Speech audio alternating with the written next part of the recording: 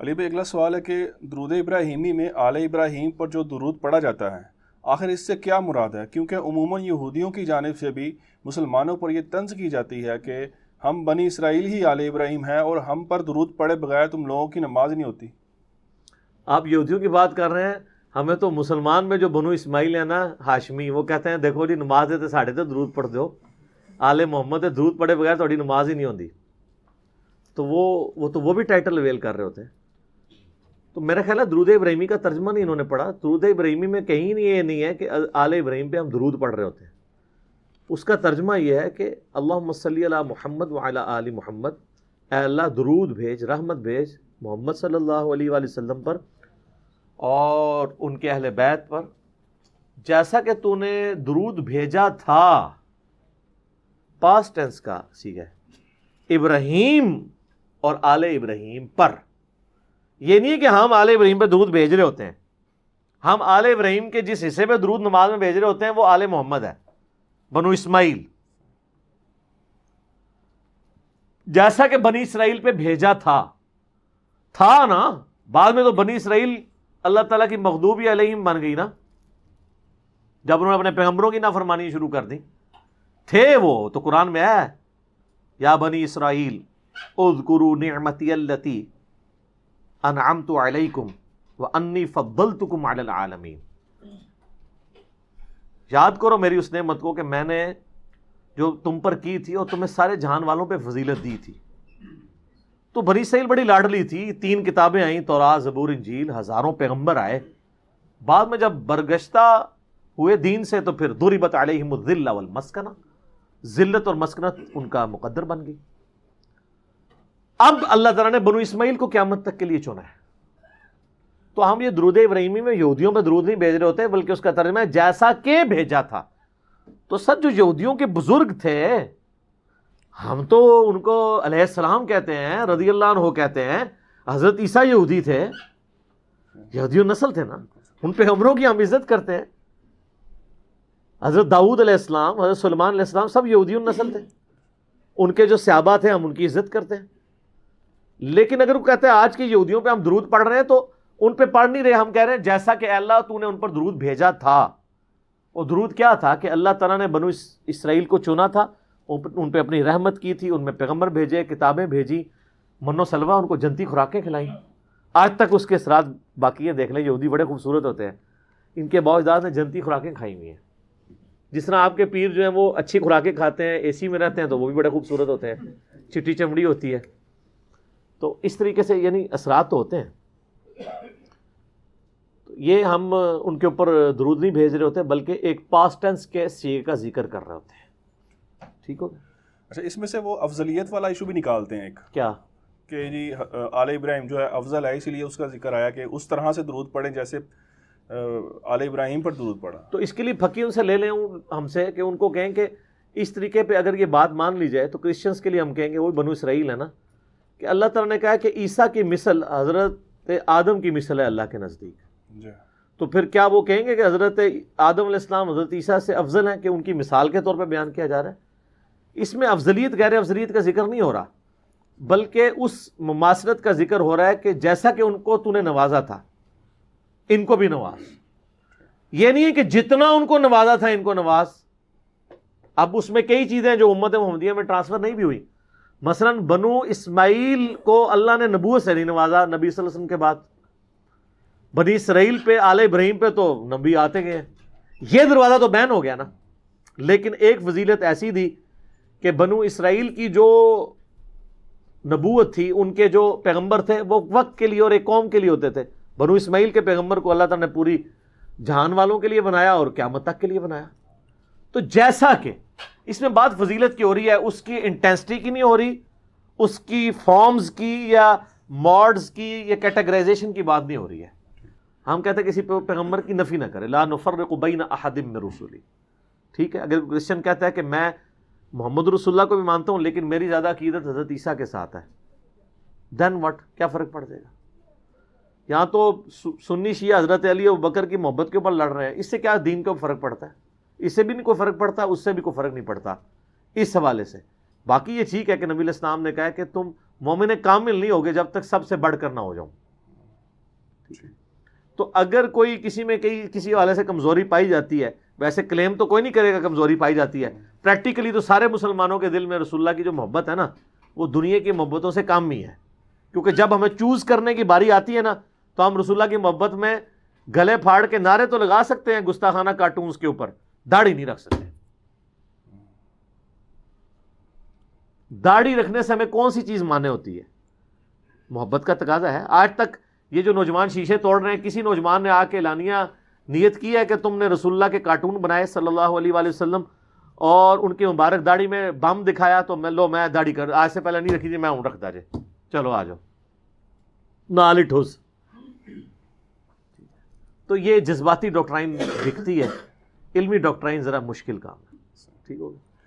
اچھا علی بھائی اگلا سوال ہے کہ درود شریف میں آل محمد سے مراد کیا نبی صلی اللہ علیہ وآلہ وسلم کی اولاد یعنی اہل بیت ہیں، یا کہ روحانی اولاد کے طور پر پوری امت ہی اس میں داخل ہے؟ روحانی اولاد تو ہم ہیں، اس میں تو کوئی شک نہیں ہے۔ قرآن میں ہے نا النبی اولیٰ بالمؤمنین من انفسہم وازواجہ امہاتہم، نبی علیہ السلام مومنین کی جانوں پر ان کی جان سے بھی بڑھ کر حق رکھتے ہیں، اور نبی کی بیویاں امت کی مائیں ہیں، تو لہٰذا نبی علیہ السلام امت کے روحانی باپ ہوئے اور ہم نبی صلی اللہ علیہ وآلہ وسلم کی روحانی اولاد ہوئے۔ لیکن ایز فار ایز درود شریف از کنسرن تو اس میں آل محمد سے مراد نبی علیہ السلام کی روحانی اولاد نہیں ہے، بلکہ آپ کی بیگوٹن اولاد ہے۔ اور وہ غدیر خم کی حدیث میں زید بن ارقم نے بتایا وہ اہل بیت کون ہے، آل عقیل، آل جعفر، آل عباس اور آل علی۔ ویسے شیعہ تو صرف آل علی کو ہی لے کے چل رہے ہوتے ہیں، لیکن یہ سارے نبی علیہ السلام کا ہاشمی خاندان سب کے سب اہل بیت ہیں۔ درود ابراہیمی میں بھی آل محمد سے مراد اہل بیت محمد ہے صلی اللہ علیہ وآلہ وسلم، وہ قیامت تک جو ہاشمی خاندان ہے، کیونکہ صحیح بخاری میں یہ حدیث ہے کہ صحابہ نے کہا ہم نے آپ سے سلام تو سیکھ لیا، آپ ہمیں وہ درود سکھائیں جو ہم آپ اور آپ کے اہل بیت پہ پڑھیں۔ وہاں آل کا لفظ نہیں ہے، اہل بیت۔ تو آپ میں سے ہم میں سے کون بندہ ہے جو دعویٰ کرے گا کہ میں اہل بیت ہوں، سوائے وہ جو سید ہے؟ غیر سید تو نہیں کہہ سکتا میں اہل بیت رسول ہوں۔ تو بخاری کے الفاظ ہیں آپ ہمیں وہ درود سکھائیں جو ہم آپ کے اہل بیت پہ پڑھیں۔ تو نبی علیہ السلام نے کہا کہ پڑھو اللہم صلی علی محمد وعلی آل محمد کما صلیت علی ابراہیم۔ تو آل کی ڈیفینیشن نبی علیہ السلام نے خود اہل بیت سے کی ہے۔ وہ کہتے ہیں دیکھیں قرآن میں آل فرعون کا بھی ذکر ہے، فرعون والے، تو یہاں آل محمد سے مراد محمد والے، تو محمد والے ہم بھی ہیں۔ یہ چیزیں سب اس وقت تک تھیں جب تک نبی علیہ السلام اسے کیٹاگرائز کر کے خود کلیئر نہ کرتے۔ اگر یہ بخاری کی حدیث نہ ہوتی نا تو آپ کرالری کے طور پہ بے شک پوری امت کو بیچ میں شامل کر لیتے، لیکن چونکہ نبی علیہ السلام نے اس کو کلیئر کٹ یہ بات کر دی ہے، آپ سے جو سوال ہوا ہے تو آپ نے اس میں اہل بیت کو ہی شامل کیا ہے، باقی لوگوں کو نہیں۔ باقی تو ہم اس کے ساتھ بہت کچھ لگا دیتے ہیں، وَأَصْحَابِهِ وَعُلَمَاءِ مِلَّتِهِ، وہ بھی بریلوی ہی و دیوبندی ہی۔ ظاہر ہے علماء ملتی جب کوئی بریلوی کہہ رہا ہوگا تو وہ اپنے علماء کو کہہ رہا ہوگا، دیوبندی علماء کو علماء ملتی نہیں کہہ رہا ہوگا، ٹھیک ہے نا جی۔ اور پھر آگے وہ کہتے ہیں اولیاء امتی ہی، اولیاء بھی اپنے فرقے کے۔ تو بس ادھر تک ہی رہے اللہم صلی علی محمد و آل محمد، ٹھیک ہے۔ باقی رہ گئے ادر دین اہل بیت جو لوگ فوت ہو چکے ہیں، ان کو ہماری دعاؤں کا حصہ ویسے ہی مل رہا ہے، وہ تو ہم پہ واجب ہے۔ ربنا اغفر لنا ولاخواننا الذین سبقونا بالایمان، اہل ایمان کی نشانی ہے کہ وہ اپنے مرے ہوئے لوگوں کے لیے دعا کرتے ہیں۔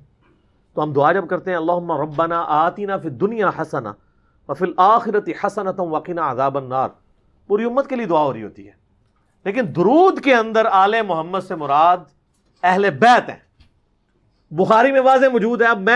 اب مجھے کوئی عربی لنگوسٹک کی جتنی مرضی کہانیاں کرائے، اس کا اینڈ رزلٹ تو ہے کہ نبی علیہ السلام نے اس کو ڈیفائن کرنا ہے نا۔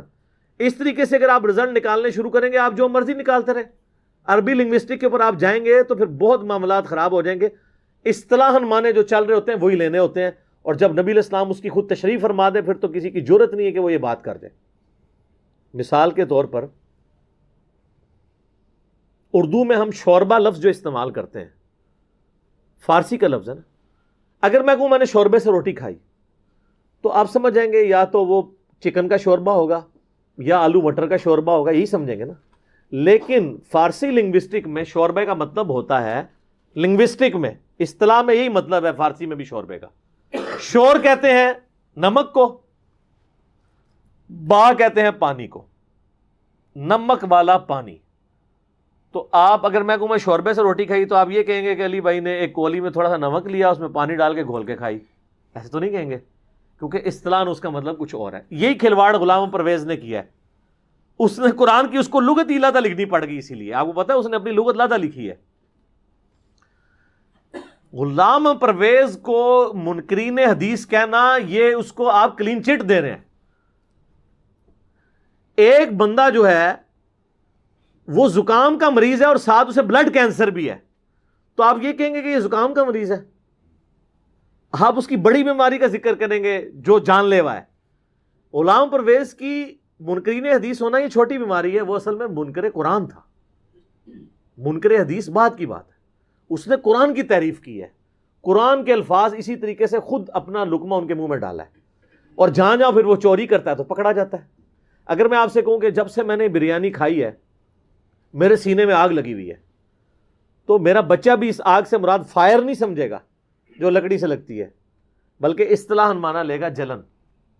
لیکن اگر آپ کہ نہیں جی وہ اردو کی ڈشی میں آگ کہتے ہیں جو لکڑیوں سے جلائی جاتی ہے، تو یہ اصل میں وہ والی آگ کا ذکر کر رہے تھے، آپ کو سمجھ نہیں آئی ہے، تو اس کے لیے پھر آپ کو زیادہ لغت لکھنی پڑے گی. یہی غلام پرویز نے کیا ہے قرآن کے ساتھ. اور سب سے بہتر رد ان کا کیا ہے جاوید احمد غامدی صاحب نے.